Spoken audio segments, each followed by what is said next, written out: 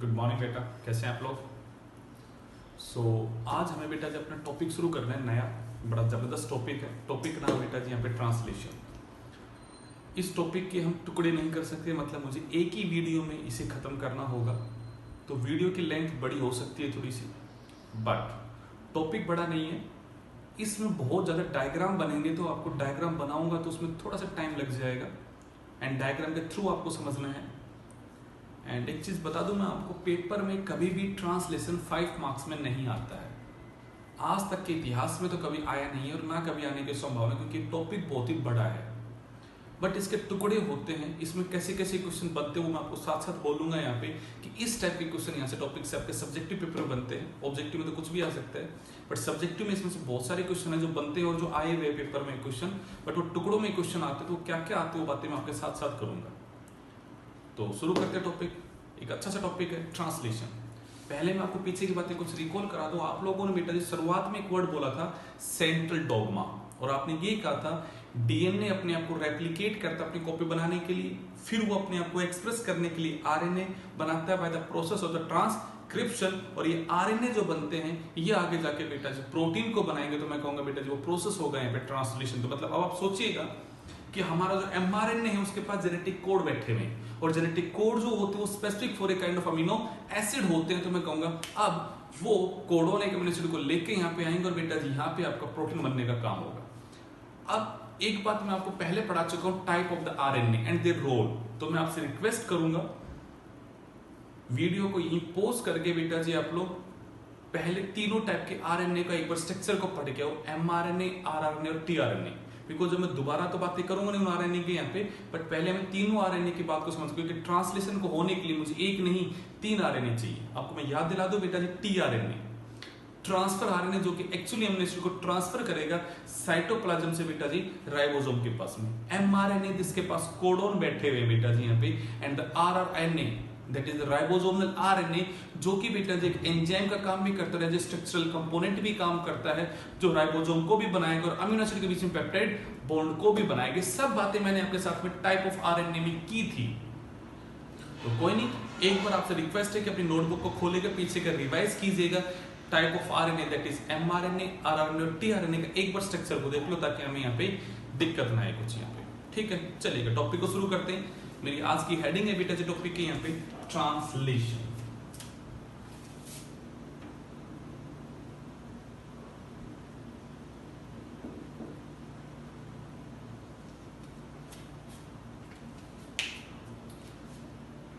कोई पूछे आपसे क्या है ट्रांसलेशन, तो आप ये कहोगे यहाँ पे the process of synthesis of polypeptide chain और प्रोटीन। आप प्रोटीन वर्ड यूज मत करो, क्योंकि मैंने आपको एक टाइप बताया था सिस्टोन, कि भाई एक एमआरएनए जो एक पॉलीपेप्टाइड चेन को बनाता है उसको हम क्या बोलते हैं, सिस्टोन। था बेटा जी यहाँ पे सिस्टोन वर्ड का ही यूज कर रहे हो, तो बेटा जी यहाँ पे आप यूज कीजिएगा बेटा जी यहाँ पे अच्छा वर्ड है पॉलीपेप्टाइड चेन। तो मैं कहूंगा बेटा जी it is the process by which a polypeptide chain get synthesize. हो गया। आप ये भी कह सकते हो एक coded information of the DNA or the nucleotide is going to get changed into the amino acid sequence। अब उस DNA के पास जो कोडेड इंफॉर्मेशन थी, जो कोड्स की फॉर्म में थी, जो न्यूक्लियोटाइड से बनी हुई थी, अब वो कन्वर्ट होने वाली है किसमें बेटा जी यहाँ पे, अमीनो एसिड के सीक्वेंस में। सोचिएगा AUG UU ऐसे करके बेटा जी ट्रिपलेट के कोडॉन्स बैठे हुए हैं, वो तो बेटा जी न्यूक्लियोटाइड है जो आरएनए में और डीएनए में बैठे हुए थे, और वही सब चीजें बेटा जी यहाँ पे अमीनो एसिड के सीक्वेंस में क्या होने वाले, यहाँ पे आपकी चेंज होने वाली। तो उस प्रोसेस का नाम क्या है बेटा जी यहाँ पे, ट्रांसलेशन। ट्रांसलेशन को शुरू करने से पहले मैं एक वर्ड यूज करूंगा बेटा जी यहाँ पे, ट्रांसलेशन यूनिट।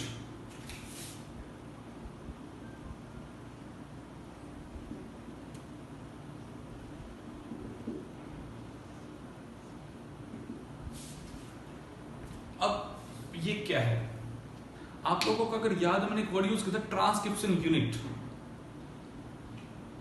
डीएनए का वो छोटा सा पार्ट जिसके ऊपर ट्रांसक्रिप्शन हुआ था, उसके 3 कंपोनेंट थे बेटा जी यहाँ पे, प्रमोटर, स्ट्रक्चरल जीन और टर्मिनेटर। वर्ड आया था अपना ड्यूरिंग द ट्रांसक्रिप्शन यूनिट। वैसे मैं कहूंगा ट्रांसलेशन यूनिट कि सर क्या पूरे एमआरएनए के ऊपर ट्रांसलेशन होने वाला है, क्या पूरा एमआरएनए हमारा यहाँ पे अमीनो एसिड के लिए कोड करता है? सोचो मैं क्या बोल रहा हूं। इसलिए मैं कह रहा हूं बेटा जी ये सब चीजें तभी समझ में आएंगे आपको जब आप दोबारा से एक बार mRNA को पढ़ लोगे। mRNA मैंने कुछ बातें आपको कही थी कि अगर ये हमारा mRNA है और ये हमारा एक कोडोन है बेटा जी AUG और यहाँ पे हमारा सब कोडोन है बेटा जी UGA और पीछे तो सर पॉली ए टेल लगी हुई है, ऐसा लगा हुआ है। आपने ये भी कहा था AUG से पहले यहाँ पे स्पेसिफिक टाइप के सीक्वेंस होते हैं, उनको हम बोलते हैं बेटा जी यहाँ पे राइबोसोम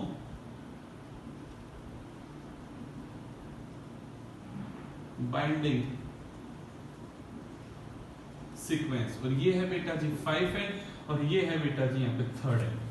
ऐसा स्ट्रक्चर पढ़ा है बेटा जी अपने mRNA का कि सर पॉली ए टेल लगी रहती है, वहां पे 200 से 300 एडेनिन के मॉलिक्यूल लगे हुए हैं और AUG जो कि एक स्टार्टिंग कोडोन है उससे पहले यहाँ पे स्पेसिफिक सीक्वेंस होती है जिन्हें राइबोसोम पहचानेगा to initiate the process of the translation. तो मैं कहूंगा ट्रांसलेशन कहां से कहां तक होगा, तो आप कहोगे सर ट्रांसलेशन होगा इस इनिशिएटर कोडोन से लेके बेटा जी यहाँ पे स्टॉप कोडोन तक का वो पार्ट है जहां पे क्या होने वाला है, आपका ट्रांसलेशन होने वाला है। सही बात है। यहाँ पे सिर्फ यही वो पार्ट है बेटा जी mRNA का जिसको बेटा जी पढ़ेगा यहाँ पे और उसके ऊपर क्या बनाया जाएगा बेटा जी यहाँ पे अमीनो एसिड्स के लिए स्पेसिफिक सीक्वेंस बैठी हुई, तो मैं कहूंगा यहीं पे ही आपका क्या बनने वाला है बेटा जी, प्रोटीन बनने वाला है। तो मैं एक लाइन बोलूं बेटा जी ट्रांसलेशन यूनिट क्या है, तो मैं कहूंगा it is the segment of the mRNA, it is the segment of the mRNA that start from the AUG यानी initiator codon and end with the terminator codon। मैं क्या बोलूंगा यहाँ पे segment of mRNA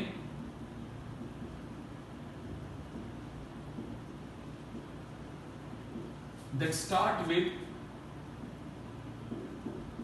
initiator codon, bracket में लिख सकते हो एक ही होता है, कौन सा होता है बेटा जी यहाँ पे AUG,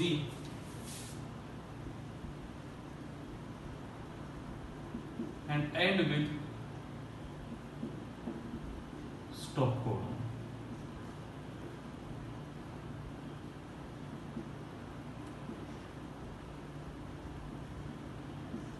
देखिएगा बेटा मैंने क्या बोला, भाई mRNA है इसके पास इंफॉर्मेशन है प्रोटीन को बनाने की, मतलब अमीनो एसिड जो चाहिए मुझे उस पॉलीपेप्टाइड चेन को बनाने के लिए वो इंफॉर्मेशन इस mRNA के पास है। बिल्कुल सही बात है, इस mRNA के पास है।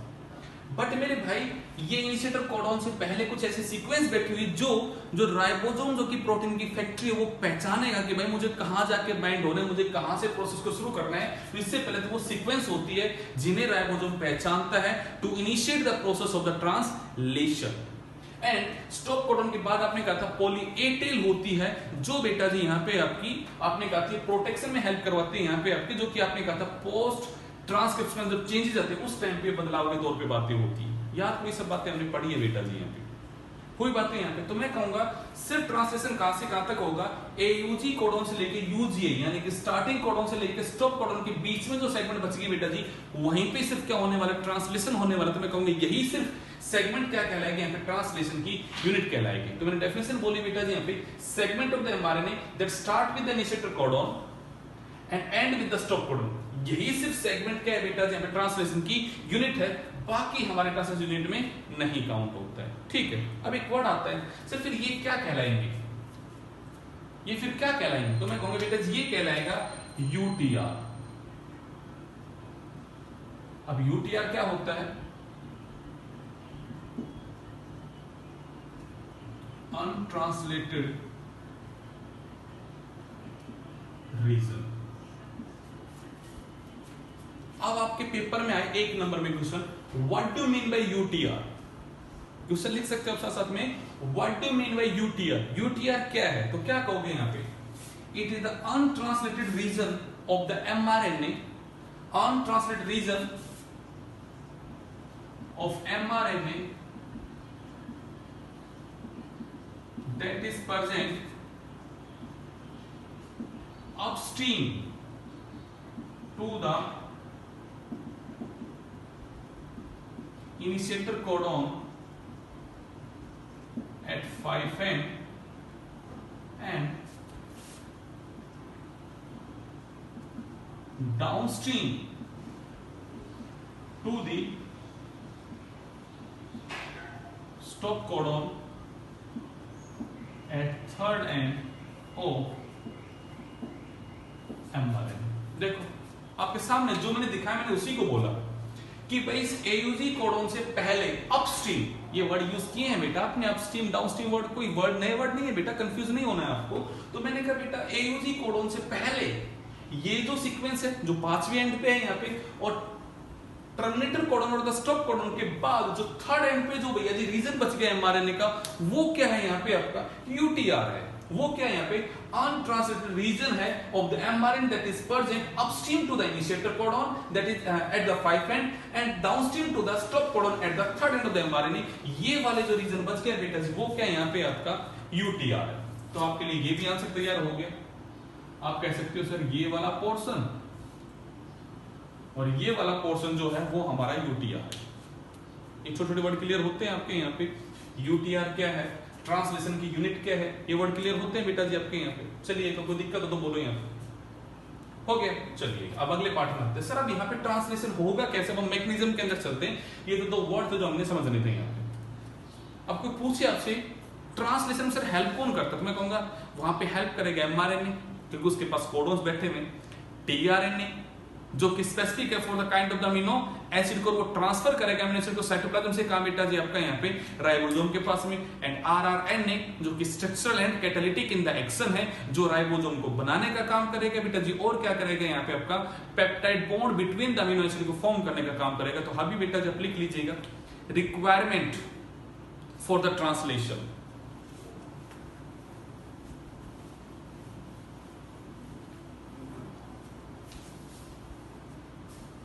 Requirement for the translation।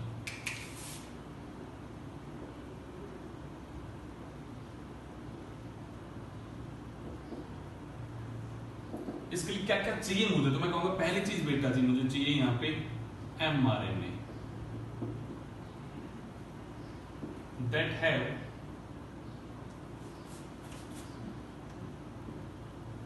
information for the synthesis of polypeptide chain। सही बात है, उस चेन को बनाने की इंफॉर्मेशन तो इसी के पास है, वो कोडोन तो इसी के पास है, जो कि specific for the amino acid वो तो इसी के पास है। बिल्कुल जायज बात है। आपने कहा सर दूसरा, मैं कहूंगा बेटा जी tRNA। ये क्या बेटा जी, it is specific for a amino acid and transfer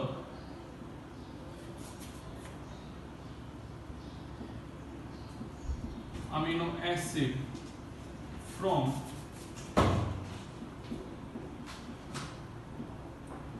cytoplasm to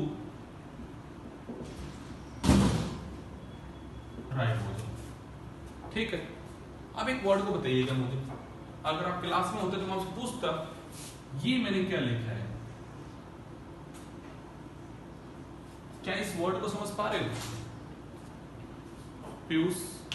क्या ये वर्ड क्लियर हो रहा है आपके लिए? हिमांशु इस वर्ड के ऊपर सोच के देखो, वीडियो को रोको और सोचो साथ साथ में, क्या ये वर्ड क्लियर हो रहा है आप लोगों के लिए?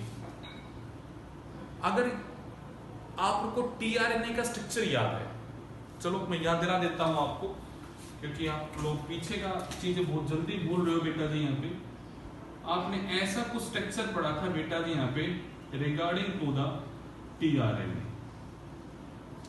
पढ़ा था। इस वाले लूप का नाम क्या था बेटा यहाँ पे? एंटीकोडोन। कृतिका बेटा हमने इस लूप का नाम क्या रखा था? पेंटीकोडोन। आपने कहा था इस एंटीकोडोन का काम होता है यहाँ पे mRNA के पास जो कोडोन है उससे जस्ट कैसी होती है? कॉम्प्लीमेंट्री होती है। अगर यहाँ पे A है तो यहाँ पे U होगा, यहाँ पे U है तो यहाँ पे A होगा, यहाँ पे अगर G है तो यहाँ पे C होगा। और जब यहाँ पे बंधी होती है बेटा जी अमीनो एसिड, तो मैं कहूंगा बेटा जी अब सोचिएगा कोडोन अगर AUG है तो उस कोडोन के लिए जो tRNA है उस एंटीकोडोन के पास UAC होगा, तो डेफिनेटली ये कोडोन कोड करता है बेटा जी मीथ्योनिन के लिए। तो मैं कहूंगा यहाँ पे क्या बंदी होगी? मीथ्योनिन अमीनो एसिड बंदी होगी यहाँ।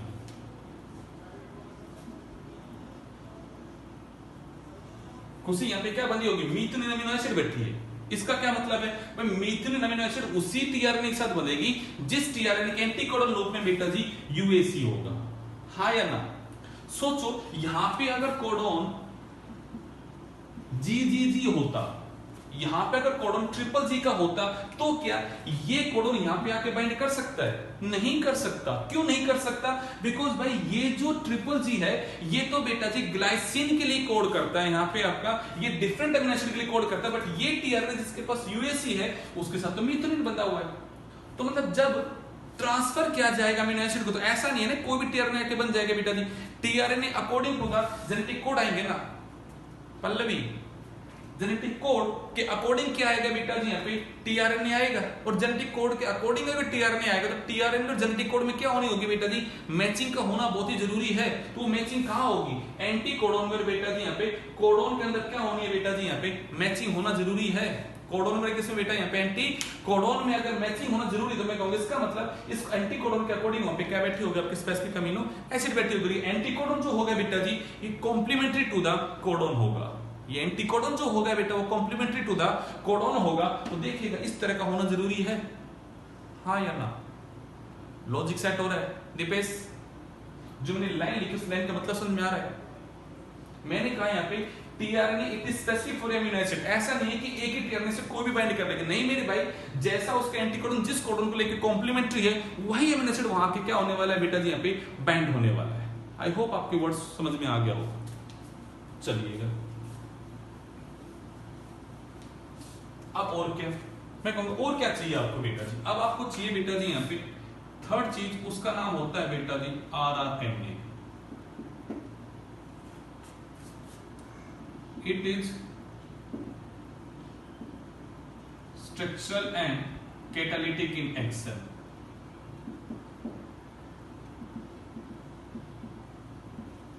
क्या मुझे कोई बता सकता है, नमन क्या मुझे बता सकते हो ये स्ट्रक्चरल और कैटालिटिक वर्ड का क्या मतलब है? आयुष बेटा क्या आप मुझे इन वर्ड्स को समझा सकते हो? यस समझा सकते हो आप यहाँ पे स्ट्रक्चरल, बिकॉज ये किसको बनाएगा बेटा जी, जो प्रोटीन की फैक्ट्री है उसका नाम क्या है बेटा जी, यहाँ पे राइबोसोम। तो आप कहोगे yes it form the ribosome that is the protein factory, ये उसको बनाने का काम करेगा, उसका एक स्ट्रक्चरल कंपोनेंट है ये आपका यहाँ पे बेटा जी। And catalytic because it perform a chemical reaction और make a peptide bond between the amino acid, form peptide bond between amino acid। बोलेगा कोई दिक्कत हो बेटा जी, मैंने कहा it is structural and catalytic in action है, मैंने उस वर्ड को समझाया, ठीक है। अब आगे करते हैं इस वर्ड को, ऐसे आगे लिख देता हूं, and helping formation of protein factory that is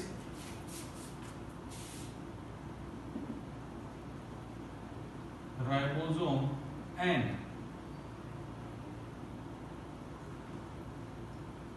also form peptide bond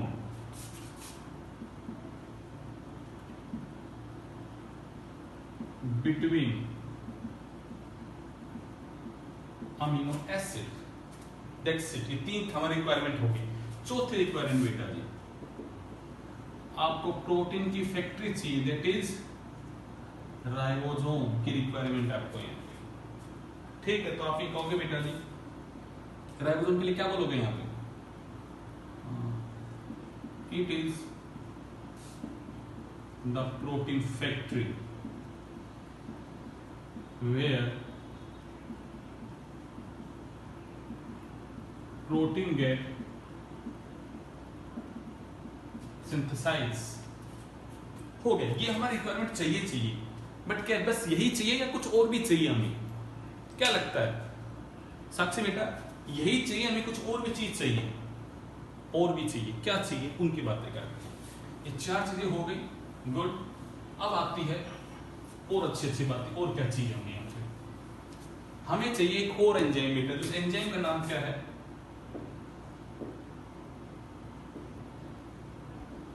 amino acyl tRNA synthetase enzyme. ये नाम सुना है पहले? ये नाम सुना है आप लोगों ने? इसलिए कह रहा हूं बेटा जी, वीडियो को पॉज करो और बेटा जी पीछे टीआरएनए का स्ट्रक्चर पढ़ो। ये सब बातें आपको पहले बता चुका हूं बेटा जी। यहाँ पे आपने कहा था टीआरएनए के पास लूप होती है, T psi C loop, DHU loop. DHU loop is specific for the amino acyl tRNA synthetase enzyme. क्या करता है जरा सोचो सर। टीआरएनए बैठा हुआ है अमीनो आपकी साइटोप्लाज्म में, और अमीनो एसिड भी बैठी हुई है साइटोप्लाज्म में। क्या टीआरएनए हमेशा अमीनो एसिड के साथ बंधा हुआ है? क्या टीआरएनए हमेशा अमीनो एसिड के साथ बंधा हुआ है? क्या बंधा हुआ है? पूर्वी, मानसी, क्या लगता है? क्या हमेशा बंधा हुआ है? वो नहीं बंधा हुआ है। तो फिर ड्यूरिंग द ट्रांसलेशन ही ऐसा काम होगा कि टीआरएनए अपने आप को एक्टिवेट करेगा और वो अमीनो एसिड के साथ में बाइंड करेगा। बट जब एक टीआरएनए अमीनो एसिड के साथ बंधेगा तो कोई तो होगा जो उस रिएक्शन को परफॉर्म करवाएगा, कोई तो होगा जो टीआरएनए को उसके स्पेसिफिक अमीनो एसिड के साथ क्या करेगा बेटा जी, यहाँ पे बाइंड करवाएगा। कोई तो होगा, कोई तो होगा। वो करवाने वाला जो एंजाइम है बेटा जी, वो कौन है यहाँ पे? आपका अमीनो असाइल टीआरएनए सिंथेटेज। ठीक है, तो लिखे इसके बारे में बेटा जी। क्या लिखोगे इसके बारे में? It is the enzyme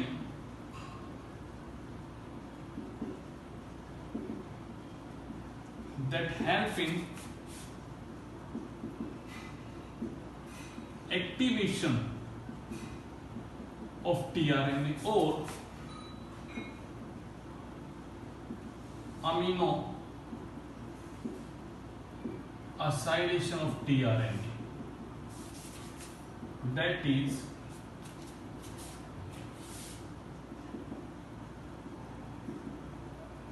binding of tRNA with its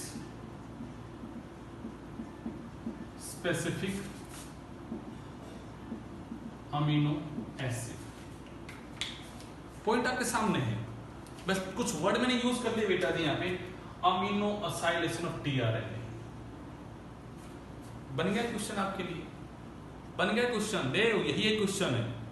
Naman paper में क्वेश्चन आएगा, what do mean by amino acylation of tRNA. Paper में क्वेश्चन आएगा, what do mean by amino acylation of tRNA. तो क्या कहोगे? It is the process of binding of A tRNA with specific amino acid. अगर एक tRNA activate हो जाता है और वो अपनी स्पेसिफिक अमीनो एसिड में बाइंड हो जाता है, उस प्रोसेस का ही तो नाम क्या है बेटा जी यहाँ पे? अमीनो असाइलेशन ऑफ टीआरएनए है। बन गया क्वेश्चन का आंसर। ऐसे ही मैंने कहा ना, छोटे छोटे क्वेश्चंस को आपको टैकल करना है। यहाँ पे 1 नंबर का क्वेश्चन बनता है बेटा जी, what do mean by amino acylation of tRNA. तो मैंने आंसर लिखा है बेटा जी, binding of tRNA with its specific amino acid is known as amino acylation of tRNA. Question change, what do mean by activation of tRNA. What do mean by activation of tRNA. तो भी क्या कहोगे यहाँ पे? It is the process by which the tRNA get bind with its specific amino acid. यही है, हर सीता कुछ अलग अलग चीजें नहीं है बेटा जी, दोनों वर्ड एक है। बस कुछ भी पेपर में है तो आपको उसे टैकल करना है। ठीक वर्ड है बेटा जी, समझ में आ रहे हैं आपके वर्ड? यहाँ पे कोई दिक्कत हो तो बोलिएगा बेटा जी। यहाँ पे ये हमारी रिक्वायरमेंट जो हमें चाहिए थी, क्योंकि अगर सोचो एक टीआरएनए अगर एक्टिवेट ही नहीं होगा, टीआरएनए के साथ अगर अमीनो एसिड ही नहीं बंधी होगी, तो राइबोसोम कैसे बनाएगा प्रोटीन को? उसके लिए रॉ मटेरियल अमीनो एसिड है बेटा, तो वो तो ट्रांसफर करने वाले को पहले एक्टिवेट होना पड़ेगा ना भाई। फैक्ट्रीज में अगर फैक्ट्री है, वहां पे एक रॉ मटेरियल को, एक प्रोडक्ट को बनाया जाता है, पर उस प्रोडक्ट को बनाने का अगर रॉ मटेरियल फैक्ट्री के पास नहीं पहुंचेगा तो क्या वो फैक्ट्री उस चीज को बना पाएगी? नहीं बना पाएगी। तो रॉ मटेरियल को ट्रांसफर करने वाला कौन है बेटा जी? यहाँ पे आपका टीआरएनए। तो पहले उस टीआरएनए को खुद तो बाइंड करना पड़ेगा भाई। ट्रक जो होते हैं सामान को लोड करके लेके जाते हैं, ट्रक में पहले सामान लोड तो करना पड़ेगा, हाँ या ना? तो ट्रक ऐसा समझिए, टीआरएनए एक ट्रक है जो सामान को लेके जाएगा। हमने उसको लोड करना है, पहले उस सामान को पहले फिल करना है। वो फिल करने वाला प्रोसेस क्या है? एक्टिवेशन और अमीनो असाइलेशन। चलिए हो गया ये भी खत्म। और क्या चाहिए फिर हमें? क्या किसी और चीज की जरूरत है? तो मैं कहूंगा यस, हमें और चीज की जरूरत है बेटा जी यहाँ पे। वो क्या है?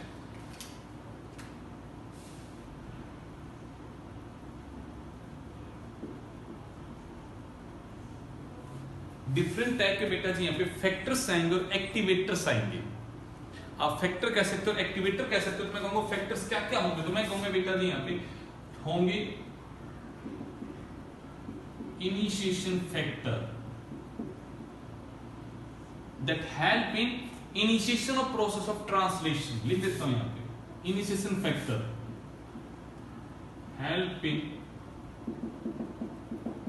initiation of process of translation। हमें चाहिए बेटा elongation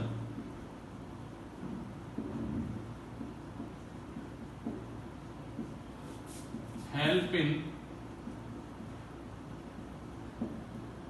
elongation of process of translation। ठीक है, मैंने कहा बेटा जी termination factor help in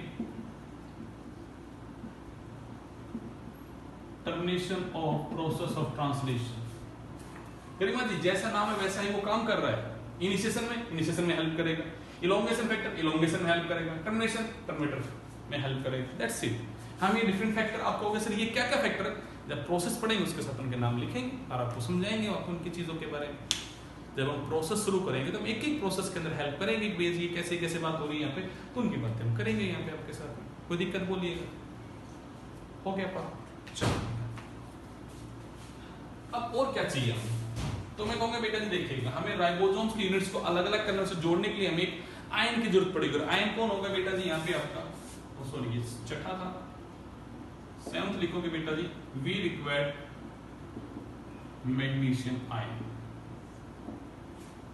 इसका भी प्रॉपर लेवल सेल के लिए जरूरी। आप दो बातें बोल सकते हो, magnesium ion is act as a cofactor for the activation of the enzymes, और आप कह सकते हो बेटा जी यहाँ पे आपके जो यूनिट्स के साथ जो ब्रेकडाउन होगा, जो चीजें होंगी वो सब बातें सब समझ में आएंगे आपको प्रोसेस में। तो हमें इसकी भी जरूरत पड़ने वाली है प्रोसेस ऑफ ट्रांसलेशन में। तो मैंने आपको 7 रिक्वायरमेंट बताई है।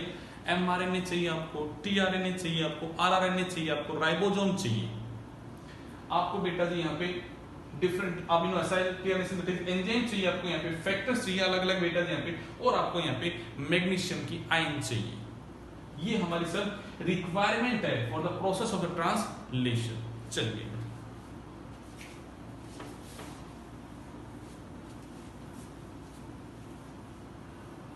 अब ये हो गया। अब हम हेडिंग डालते हैं process of the translation. Heading डालेंगे बेटा जी प्रोसेस ऑफ ट्रांसलेशन। अब अगर प्रोसेस है तो सबसे पहला जो स्टेप होगा वो क्या होता है बेटा जी यहाँ पे? इनिशिएशन। स्टेप फर्स्ट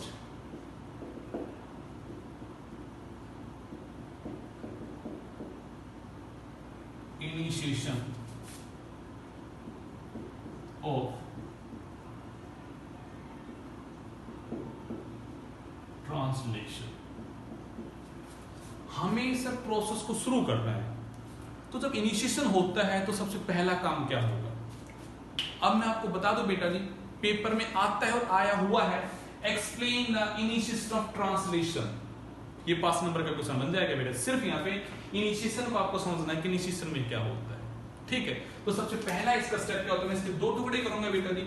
इसका जो ए पार्ट होता है वो होता है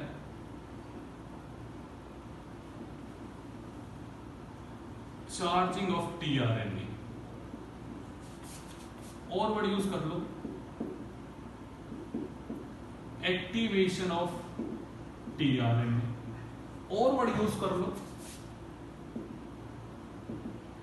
अमीनो एसाइलेशन ऑफ tRNA। सबसे पहला काम होता है जब भी प्रोसेस शुरू होगा, सबसे पहले एक tRNA अपने आप को एक्टिवेट करेगा। एक tRNA अपने आप को एक्टिवेट करेगा ताकि वो भैया जिस तैयार हो जाए माल को लेके जाने के लिए। वो तैयार हो जाए बेटा अमीनो एसिड्स को लेके जाने, पहले हमें ट्रक को लोड करना है, तो पहले ट्रक की लोडिंग चलेगी बेटा जी। शुरू करें प्रोसेस को, क्या होगा? ये भी फर्दर 2 स्टेप में होता है। पहले क्या होता है, ये अमीनो एसिड है, ये इसका एंजाइम है, और ये यहां पे यूज करता है बेटा जी एटीपी का।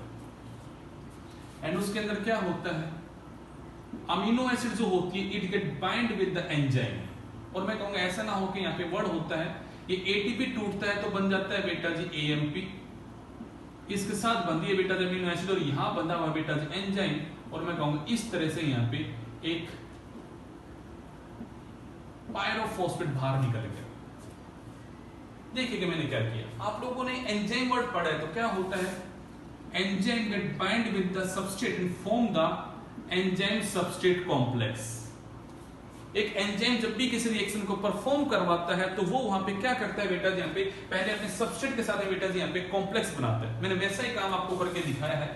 ये मेरा सबस्ट्रेट अमीनो एसिड, और ये बेटा जी मेरा एंजाइम। एंजाइम का नाम क्या है बेटा जी, अमीनो असाइल टीआरएनए सिंथेसिस। लिख देता हूं बेटा जी यहाँ पे, एंजाइम का नाम है यहाँ पे आपका अमीनो असाइल टीआरएनए सिंथेटिस। ये आपका एंजाइम है यहाँ पे जो कि इस प्रोसेस को कैटलाइज करवा। तो सबसे पहले क्या होता है, इस एंजाइम के साथ में अमीनो एसिड अपने आप को बाइंड करेगी, बट जो बाइंड करती है तो they required energy, they required energy. तो एनर्जी की फॉर्म का नाम क्या है, एटीपी। जब एटीपी आएगा तो मैं कहूंगा दो फॉस्फेट टूट के बाहर निकल गए, तो उन्होंने यहाँ पे एनर्जी दी बेटा जी इस रिएक्शन को होने के लिए। तो मैं कहूंगा अब यहाँ पे एएमपी, क्योंकि दो फॉस्फेट बाहर निकल गए तो पीछे क्या बचा खुशी बेटा, एडेनोसिन मोनोफॉस्फेट, वो बंधा हुआ अमीनो एसिड के साथ, और बेटा जी एंजाइम भी वहां बंधा हुआ है। तो मैं कहूंगा ये बन गया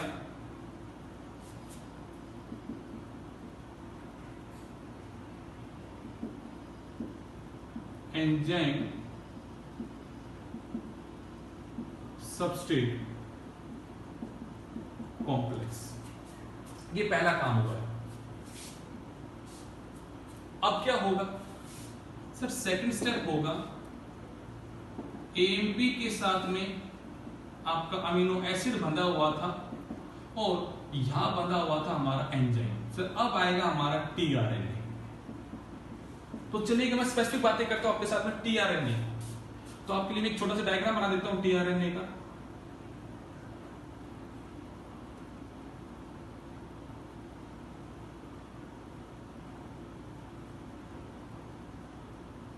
अगर आपको ध्यान हो, आपने कहा था सर यहाँ सीसीए, ये थर्ड आर्म है,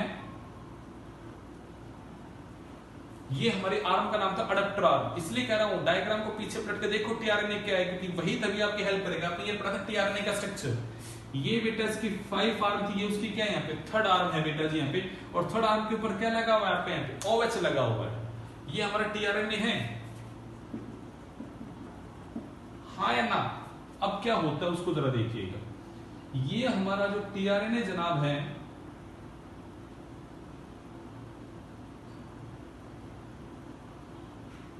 CCA, इसके साथ यहां बन जाएगी बेटा जी अमीनो एसिड। यहां बन गया अमीनो एसिड। ये बेटा जी 5 एंड है, और ये बेटा जी उसका यहाँ पे थर्ड एंड था। यहाँ पे आपका ये एंटीकोडन लूप है। अब बेटा जी एंजाइम अलग हो जाएगा और बेटा जी एएमपी भी अलग हो जाएगा। तो आप कहोगे सर ये क्या बना, मैं कहूंगा बेटा जी ये बना अमीनो असाइल टीआरएनए। समझो समझो समझो समझो, पहला स्टेप समझो बेटा जी, खेल आ गया। अब आपका टॉपिक के अंदर घुस चुके हो बेटा जी। अब यहाँ पे मजा आना शुरू हो जाएगा, टॉपिक की गंभीरता को समझिएगा बेटा जी। यहाँ पे सर हम सबसे पहले पढ़ रहे हैं यहाँ पे इनिशिएशन ऑफ द ट्रांसलेशन। इस वर्ड का मतलब क्या है? इसका मतलब है कि भाई प्रोसेस शुरू होने वाला है, बट प्रोसेस शुरू होने से पहले सबसे पहला स्टेप होने वाला है बेटा जी यहाँ पे कि टीआरएनए जिसको अमीनो एसिड को ट्रांसफर करने पहले वो तो अपने आप को तैयार कर ले, और अगर वो तैयार करेगा तो उसका सबसे पहला स्टेप होगा बेटा जी यहाँ पे चार्जिंग ऑफ टीआरएनए, या हम उसको बोलेंगे एक्टिवेशन ऑफ टीआरएनए, या होगा अमीनो एसिड टीआरएनए। इसकी डेफिनेशन मैं आपको पहले लिखवा चुका हूं, इसके डेफिनेशन में आपको लिखवा चुका हूं, तो दोबारा लिखने की जरूरत नहीं है आप लोगों को यहाँ पे। बट इसमें होता क्या है, मैं कहूंगा इसमें एक टीआरएनए अमीनो एसिड के साथ बाइंड होगा, बट कैसे बाइंड होगा वो 2 स्टेप में ही सारा काम होगा, और इस स्टेप को करवाने में एक एंजाइम आपकी हेल्प कर रहा है। उस एंजाइम का नाम क्या है बेटा जी यहाँ पे अमीनो असाइल टीआरएनए सिंथेटिस। मतलब एक ऐसा एंजाइम जो अमीनो एसिड टीआरएनए को बना के तैयार करेगा। नाम को देखो, नाम को देखो, नाम को देखो, अमीनो एसिड टीआरएनए सिंथेटेज, मतलब जो इस प्रकार के एंजाइम को, इस प्रकार के टीआरएनए को सिंथेसाइज करता है, मतलब एक ऐसा टीआरएनए जिसके ऊपर अमीनो एसिड बैठा हुआ है, ऐसा टीआरएनए क्या कहलाता है बेटा जी यहाँ पे, अमीनो एसिड टीआरएनए। ठीक है, चलिए सबसे पहले क्या किया आपने यहाँ पे, अमीनो एसिड के साथ बेटा जी एंजाइम आया और आपने कहा सर यहाँ पे एटीपी ने एनर्जी प्रोवाइड की बेटा जी यहाँ पे, तो मैं कहूंगा यहाँ पे कॉम्प्लेक्स बन गया AMP plus amino acid plus में एंजाइम, एंड ये आपका पायरोफॉस्फेट बाहर निकल गया। इसका मतलब इस एटीपी ने यहाँ पे एनर्जी की दी है just to help in the activation of the amino acid. ये पहला स्टेप हुआ है। अगला स्टेप क्या हुआ फिर यहाँ पे, मैंने कहा ये जो यहाँ पे सब कॉम्प्लेक्स था वो आया, और अब हमारा यहाँ पे टीआरएनए आ गया। टीआरएनए का स्ट्रक्चर आपने पढ़ा हुआ है कि उसके थर्ड एंड पे टेलिंग जो होती है वो एमआरएनए से अलग होती है, और उस टेलिंग का नाम होता है सीसीए। हाँ, तो आपने कहा सर इसके ऊपर जो ओएच एंड बैठा हुआ है उसके साथ ये अमीनो एसिड आपके यहाँ पे बाइंड होने वाली है, तो ये एएमपी और एंजाइम दोनों निकल जाएंगे बाहर। आप कहते हो बेटा enzyme is never used in the reaction, it always speed up the reaction, वो रेट ऑफ रिएक्शन को चेंज करता है, बट तो कभी एंजाइम यूज नहीं होता। तो देखिए वो बाहर निकल गया और ये काम आपका हो गया यहाँ पे। अब मैं कहूंगा टीआरएनए के साथ बन चुका है क्या अमीनो एसिड, तो मैं कहूंगा अब इस स्ट्रक्चर को मैं क्या बोलूं, तो मैं कहूंगा इसको मैं बोलूंगा अमीनो एसिड टीआरएनए, कि टीआरएनए एक्टिवेट हो चुका है, इसलिए मैंने कहा अमीनो एसिडेशन, कि एक अमीनो एसिड बाइंड हो जाए ऑन द टीआरएनए, उस प्रोसेस का तो नाम क्या है, अमीनो एसिडेशन है। ये काम हो गया 2 स्टेप में।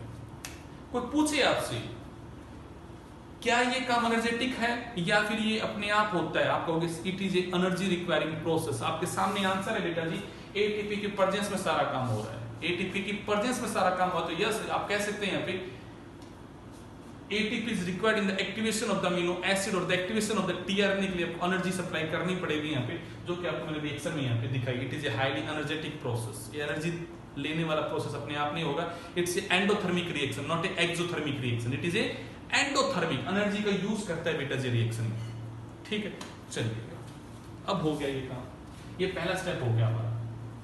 अब सेकंड स्टेप क्या होगा, मैं बता रहा हूं बेटा जिसको यहाँ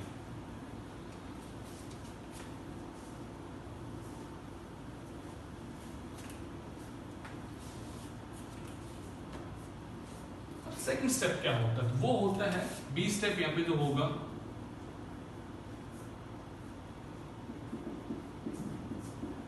इनिशिएशन कॉम्प्लेक्स फॉर्मेशन।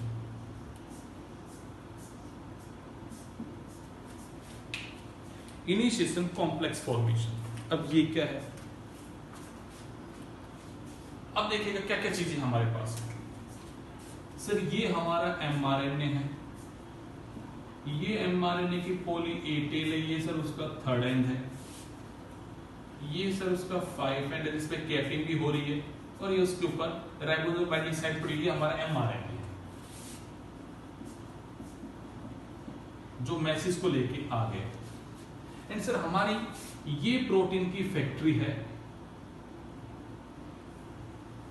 जिसे आप कहते हो ये हमारा 50S है, ये 30S है, और ये दोनों यूनिट्स आपस में जुड़ी हुई होती हैं, और आप कहते हो सर इसको जोड़ने की हेल्प करता है हमारा यहाँ पे मैग्नीशियम। और सर ये है हमारा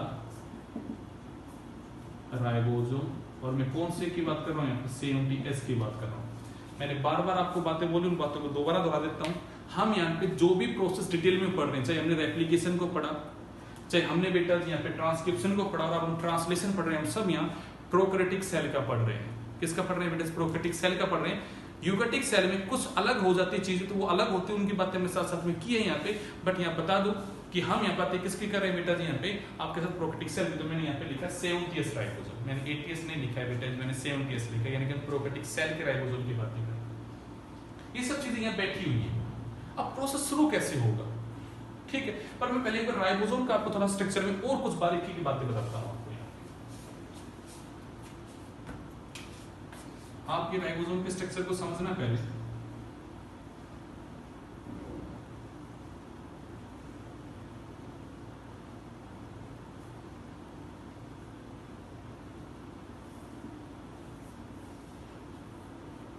एक्चुअली राइबोसोम में 3 साइट होती है।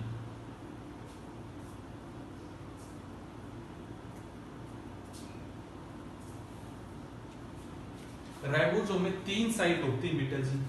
साइट के अरेंजमेंट को समझना, पहली साइट का नाम होता है ए साइट, फिर होता है बेटा जी पी साइट और फिर नाम होता है ई साइट। इनका मतलब क्या है बेटा जी? ए साइट का नाम होता है बेटा जी अमीनो असाइल साइट। नाम को समझो बेटा जी, जब भी कोई टीआरएनए किसी अमीनो एसिड को लेके आएगा तो हमेशा किस साइट पे आएगा? अमीनो असाइल साइट पे आएगा। तो मैं लिख देता हूं बेटा जी यहाँ पे, every charge tRNA bring amino acid for the synthesis of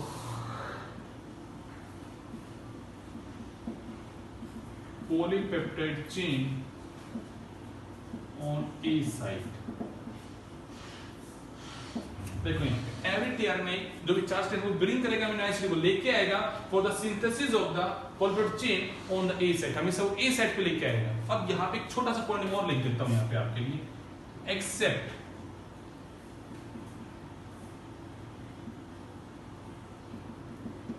initiator tRNA. ये पॉइंट है जो आपको याद रखना है। जो पहला टीआरएनए आएगा, इनिशिएटर टीआरएनए जो आएगा वो नहीं आएगा इस साइड पे, और बाकी जो भी टीआरएनए आएगा वो इसी साइड पे आएगा। क्यों नहीं आएगा? समझ में आएगा, प्रोसेस के साथ चलो, ज्यादा जल्दबाजी नहीं करनी, स्टेप बाय स्टेप आगे बढ़ो, चीजों को समझते रहो। सर पी साइड का क्या नाम है? कहूंगा पी साइड का नाम होता है बेटा जी peptidyl site.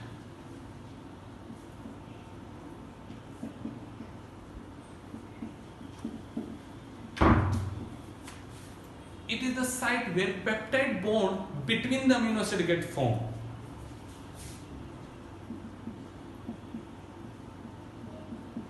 It is the site where peptide bond between amino acid get formed. ये वो साइट। अब आते हैं वर्ड्स ई साइट क्या है सर? मैं कहूंगा इसका मतलब होता है एग्जिट साइट। अब इसका क्या मतलब है? अब भाई जो अनचार्ज टीआरएनए है, जिस टीआरएनए अमीनो एसिड को ट्रांसफर कर दिया और सिंथेसिस में यूज हो गया, तो अब वो टीआरएनए खाली हो गया, उसे बाहर भी तो निकलना है, हाँ कि ना? टीआरएनए को बाहर तो मैं कहूंगा बेटा जी site from where uncharged tRNA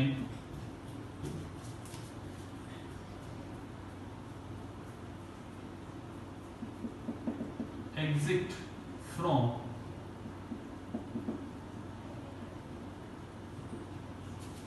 भाई सिंपल सी बात है, कोई बड़ी बात नहीं है बेटा जी। अगर आप दिमाग हल्का सा यूज कर रहे हो तो समझ में आ रहा है आपको। भाई ट्रक है हमारा यहाँ पे टीआरएनए जिसका काम अमीनो एसिड को लेके आना, वो लोड हो गया भाई, वो लेके आ गया अमीनो एसिड को। कहाँ लेके आएगा भाई? एक फैक्ट्री में ट्रक आना है तो कहीं तो आएगा ना ट्रक। तो मैं कहूंगा ट्रक आएगा कहाँ पे बेटा जी? ए साइड पे आएगा। उसका सामान अनलोड होगा, मतलब वो अमीनो एसिड के बीच में पेप्टाइड बॉन्ड बन जाएगा। उसका काम था अमीनो एसिड को ट्रांसफर करना। वो कहेगा भाई अब मेरा काम हो गया, भाई अब निकल तू यहाँ से बाहर। तो निकल रहा, कहाँ से बाहर रहा है? ई साइड से बाहर निकल रहा है। तो लेके कहाँ आया? ए साइड पे। पेप्टाइड बॉन्ड कहाँ बना? पी साइड पे। और वो ट्रक वहां से बाहर निकला, कहां से बेटा जी? ई साइड से। बस यही तो खेल है, यही तो खेल है। तो आपको राइबोसोम को समझना है, क्योंकि फैक्ट्री तो यही है भाई जहां प्रोटीन को बनना है। तो ये चीज समझ में आई आपको? मैंने 3 साइट बता दी बेटा जी। कोई पूछ ले बता दो role of the A E P site, तो रोल बता दो कि बेटा जी क्या क्या रोल है उनका। ओरिएंटेशन समझ में आ रहा है बेटा? कैसे कैसे कहाँ बैठा हुआ यहाँ पे? चलिए ये बातें हमने कर ली आपके साथ।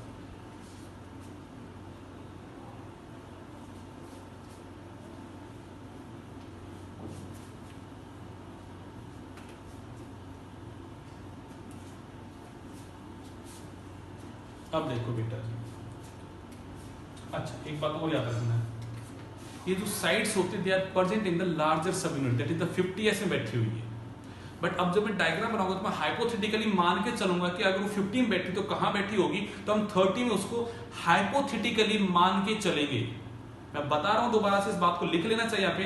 All this site are present within the 50 subnets. यहाँ पे जब मैं डायग्राम बनाऊंगा तो 30 में उसे इंक्लूड करूंगा, उसे मैं हाइपोथेटिकली मान के चलूंगा कि यस ऐसे ऐसे साइट बैठी है तो ऐसा ऐसा काम हो रहा है। यहाँ पे हमें मान के चलना पड़ेगा, तभी चीज हमारी समझ में आएगी। तो हमें हाइपोथेटिकली चीजों को लेके चलना है। यहाँ पे मैं वर्ड यूज कर रहा हूँ, हाइपोथेटिकली हमें चीजों को मान के चलना पड़ेगा, तभी डायग्राम समझ में आएगा। चलिए अब क्या होता है सबसे पहले तो देखिएगा, आपने कहा सर ये हमारे यहाँ पे 50s है, ये हमारा 30s है, ठीक है। मैं कहूंगा बेटा जी सबसे पहला काम क्या होता है, ये दोनों के दोनों सबनेट्स आपस में अटैच होती है with the help of the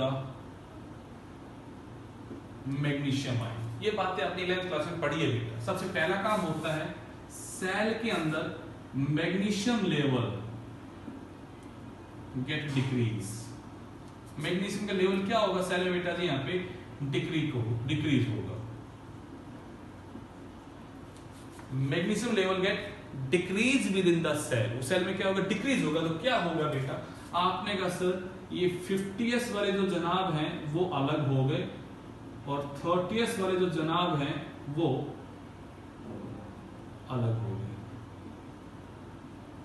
दोनों अलग अलग हो गए, ठीक। अदर वर्ड को समझना, 60s वाले जनाब है वो बने हैं बेटा जी यहाँ पे 16s RRNA से, और ये वाले जनाब बने हुए बेटा जी यहाँ पे आपके 23s RRNA से और 5s RRNA से। ये बातें मैं क्यों बता रहा हूं, क्योंकि मेरे भाई मैंने आपको फिर बता रहा हूं, शुरुआत में बता चुका हूं बेटा जी, इस आरएनए का काम होता है यहाँ पे राइबोसोम बाइंडिंग साइट को पहचानना। इसलिए मैं बार बार बोल रहा हूं भाई, जब तक आप अगर एमआरएनए टीआरएनए आरएनए का स्ट्रक्चर नहीं देखोगे पीछे जाके, आपको चीजें अच्छे से कोरिलेट नहीं होगी। तो I request you again and again, ये सब चीजें पहले पढ़ चुके हो, in the structure of the mRNA tRNA and the RNA में सब बातें कर चुके हो। तो चलिएगा क्या हुआ अगला काम, 16s RNA of the 30s units recognize the ribosome binding site present on the 5' end of the mRNA। तो लिख देता हूं मैं यहाँ पे बेटा जी आपके लिए। देखो भाई सारा खेल है यहाँ पे समझने का, और जैसा बोल रहा हूं वैसा ही आपको करना है। यहाँ पे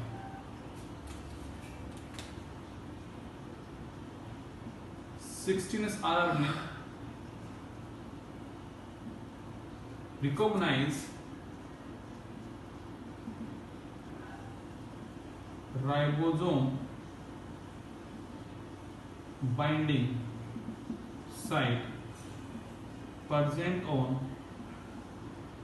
5' end of mRNA and binding occur in such a way that first initiator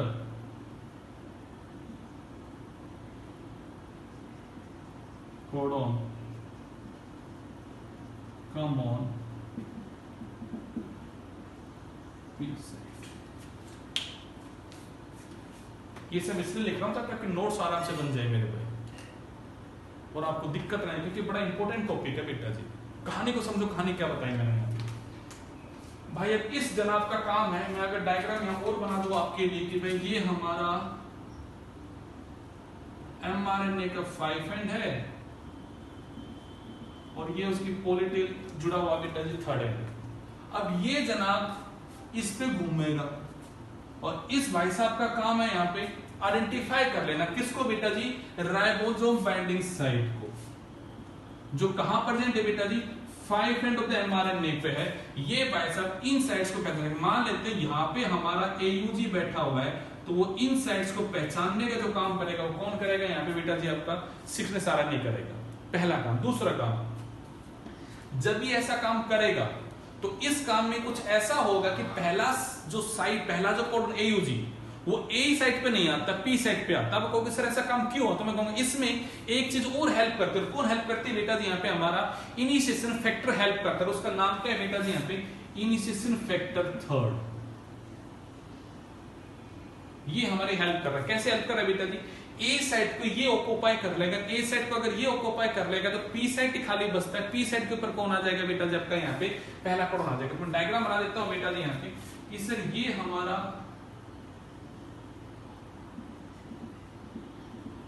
mRNA है और इस पे ये हमारा पहला कोडन है दैट इज AUG। तो हमारा जो राइबोसोम वाले जनाब है उसकी जो 30th सबयूनिट्स है बेटा जी वो आ जाती है, मैं मान के चलता हूं यहां पे जो साइट है वो है पी साइट और यहां पे जो साइट है वो है बेटा जी ए साइट और यहां पे जो साइट है वो है बेटा जी ई साइट। मैंने फिर बोला वर्ड हाइपोथेटिकली मान के चलने की यहां पे साइट और पहला टीआरएनए जो है वो कहां आ गया बेटा जी पी साइट के ऊपर आ गया और जो ए साइट होती है it is acquired by the initiation factor third। याद है मैंने हेल्प कहा था आपसे शुरुआत में कि हमारे कुछ फैक्टर्स इस प्रोसेस में हेल्प करेंगे, तो हमने पहले फैक्टर का नाम लिखा IF3। अब एक और फैक्टर का नाम लिख देते हैं। IF3 को यहां लाने में हेल्प करते एक और फैक्टर और उस फैक्टर का नाम होता है बेटा जी इनिशिएशन फैक्टर 1। तो इनके फंक्शन लिख सकते हो बेटा जब यहां पे IF factor 1 bring the IF factor 3 on the A site of the ribosome 37 minutes। और मैं कहूंगा it get bind over A site और मैं कहूंगा it prevent, अच्छा लिखो बेटा जी यहां पे it prevent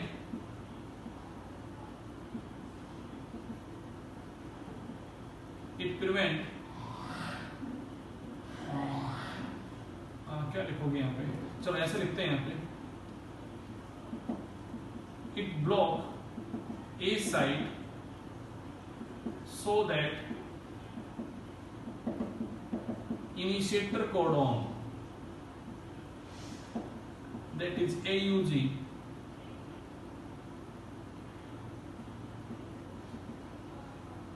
bind over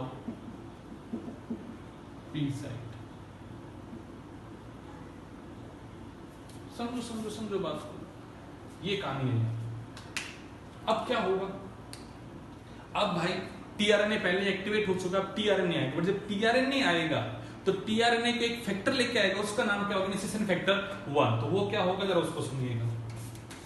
अब मैं कहूंगा अब लड़ाएगा ऊपर बना देंगे, कैसे बना दे, चलो ऊपर बना देते हैं डायग्राम।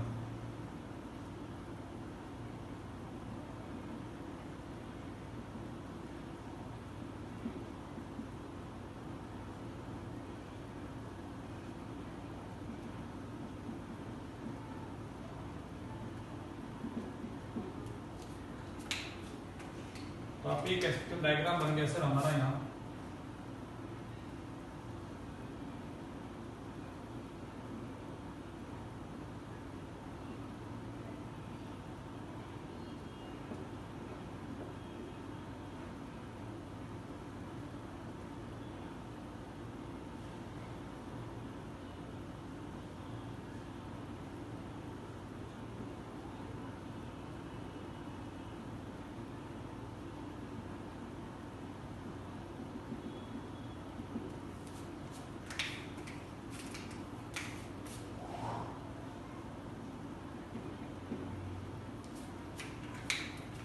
अब क्या आता है बेटा जी IF factor 2 ब्रिंग करता है फर्स्ट चार्ज टीआरएनए को ऑन द पी साइड। तो क्या होगा बेटा जी, मैं बना रहा हूं ये आपका टीआरएनए है, ये उसकी एंटीकोडन लूप है और इसके साथ यहां बंधा हुआ बेटा जी आपका amino acid,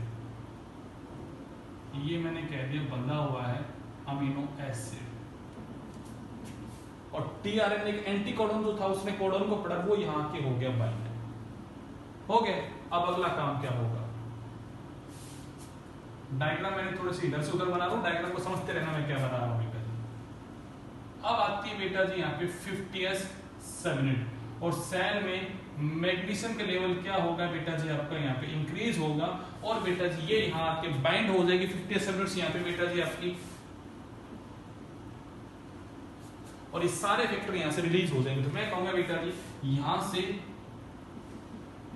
IF factor release हो जाएगा। ठीक है, चलिए तो डायग्राम क्या बन जाएगा,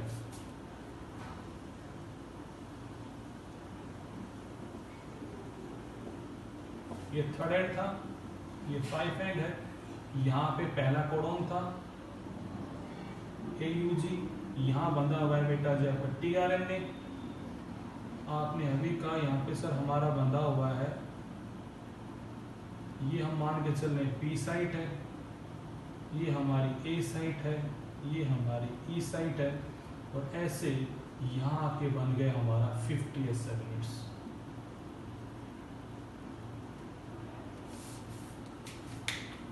हो गया काम, तो मैं कहूंगा बेटा जी ये हमारा बन गया इनिशिएशन कॉम्प्लेक्स।